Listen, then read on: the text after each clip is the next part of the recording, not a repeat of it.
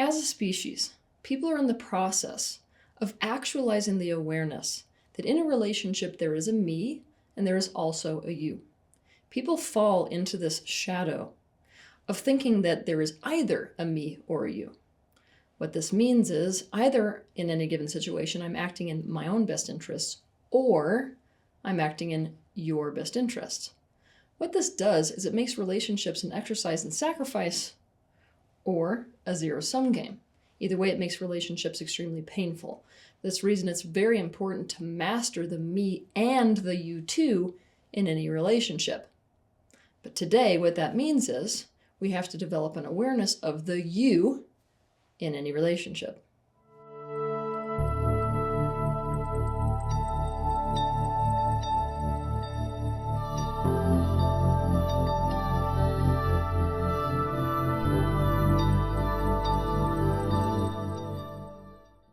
There are a great many patterns that can cause us to lose sight of the you in a relationship.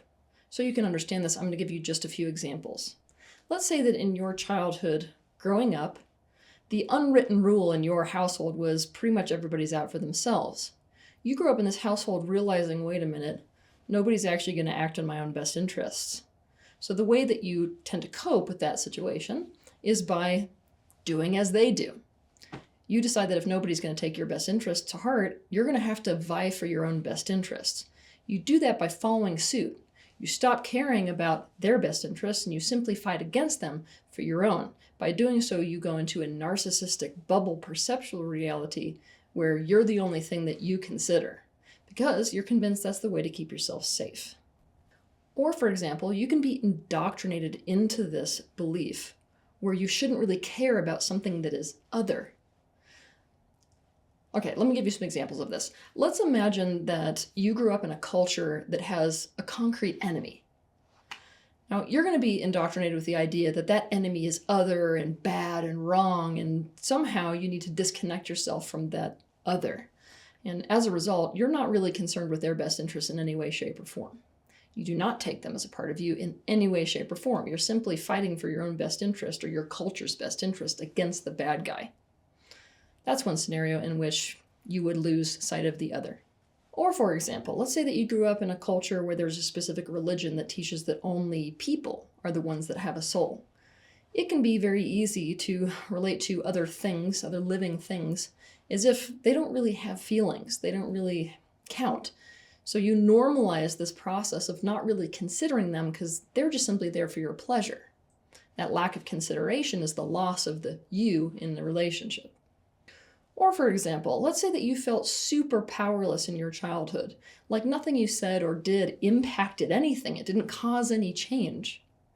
You may adopt this very erroneous belief that nothing you do has any impact, that nothing you do really matters.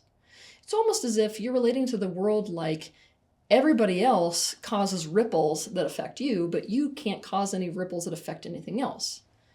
Now, when this is the case, you're never aware of the impact you have on anyone else because you've already learned that it's not there, even though that's false, right? So when this is the case, you often only consider the impact on yourself because you've already decided erroneously that you don't impact anything else. You lose sight of the other. If you're one of these people, other people are going to relate to you as if you're a serious narcissist, right? But it's not really that you've just gone into this protection mechanism where you're only considering your own best interest because that's the only way to stay safe. It's really just that the only reason you only think about the impact on you and not the impact on anyone around you is because you think you can't have any impact or you don't. You may not like to hear this, but literally everything you think, say, and do affects everything else in existence, most especially those things that are closest to you in any system. This means you have to be acutely aware of the power that you have over others, or not even over others, the power that you have to influence and impact others. To not see your power is an incredibly dangerous thing. And it's not just dangerous for you. It's dangerous for literally everything else. I mean literally everything. It's a super, super dangerous condition. So that you can understand this, I'm going to give you an example. Imagine a surgeon. When a surgeon is performing a surgery, he or she absolutely must be aware of the power that he or she has in that situation. If the surgeon does not realize that he or she has as much power to kill a person as to save them, the surgeon himself or herself is a dangerous being. The surgeon would approach the situation from outside reality, and because of this, he or she might approach the situation from the wrong perspective, with the wrong energy, and make choices that have severe negative impact and influence on other people, as well as themselves. Here's another example of not recognizing where your power has serious negative impact on others. I want you to imagine that you have absolutely no awareness that somebody else is very connected to you and attached to you.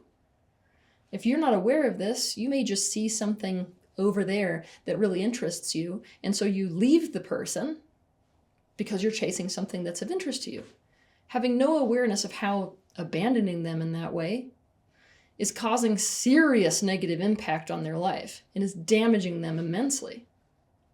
It is a guarantee that if you think back on your life, especially those times when you were the most vulnerable, such as childhood, you have experienced what it is to feel like the other person only had a me and not a you. It is easy to see just how impacted we were by that. It is also easy to see when someone had a you, not just a me, how safe that made us and how positively impacted we were by it. It is also a guarantee that if you think back on your life, you have experienced the horror of watching someone who did not have a you, and the amount that that narcissistic state of being damaged another living thing. For example, you may have watched a person drag their crying child into a store by one arm, not caring about the child's experience, only about how they want their child to behave for their sake. Or you might have watched a person smash a spider simply to feel safe for themselves. Or you might have watched a person have fun putting salt on a slug to watch it dissolve. Or you might have seen people injured, killed, or separated from those they love in a wartime, all because some leader somewhere wanted more power and didn't care about the collateral damage. The people who do not want to recognize a you in the world or a you in any relationship tend to be the people that fear that if they take responsibility for the impact that they have on the other things around them, they will lose their me.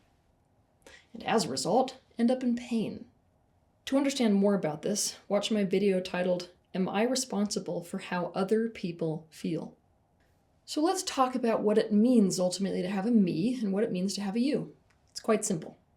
To have a me is to have awareness of your own personal feelings, personal thoughts, personal integrity, personal desires, personal needs, and therefore, most importantly, your personal best interests and personal truth, and to care about it.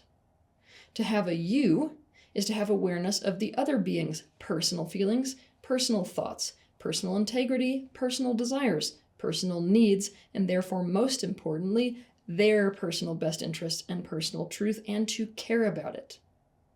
When you have committed to awakening into conscious living, you have got to care about the you, all these elements of the you, regardless of whether the other person cares about the you too. But having said that, in order to develop a genuinely satisfactory and mutually symbiotic relationship, both parties in a relationship must care about the you element. In other words, if both the me and the you matter to both people in a relationship, the door is open to identify what the highest and best option for both parties is. From there, the action you take will be the most in alignment with a win-win possible in the given situation. All this being said, an important step in your personal progression is to develop this awareness of the you in the life that you are living. This means to consciously consider both the positive and the negative impact of anything you think, say, and do on anything around you. To be completely honest with you, the survival of mankind is dependent upon human consciousness developing a you. Now that's a thought that instead of explaining, I want you to sit with this week. Have a good week. If you liked this video, be sure to hit the like button, subscribe to my channel, and consider sharing this video with your friends. You can also click on the bell icon to be notified of the next time that I post a video. I want to thank you personally for the bravery that you have to step into awareness. I'll see you in the next video.